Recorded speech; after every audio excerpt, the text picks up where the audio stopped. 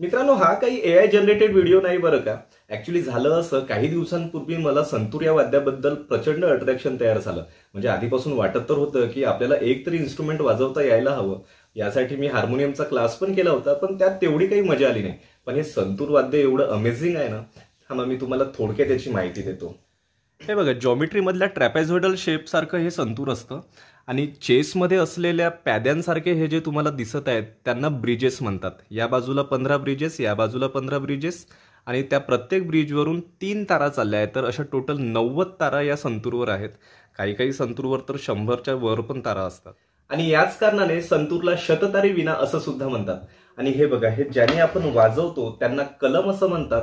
आधी मला ते पानाला कथ्था चुना लावतात त्या मेटलच्या दांड्यासारखं असेल असं वाटत होतं, पण ह्या सिंपल लाकडाच्या असतात.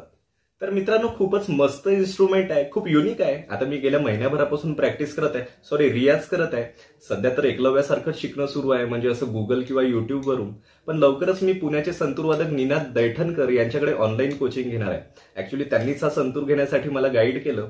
आणि तुम्ही सुद्धा, तुम्हाला जर कधी इंटरेस्ट तयार झालास तर या 90-100 तारा बघून घाबरू नका. रियाज करून करून जमतं सगळं.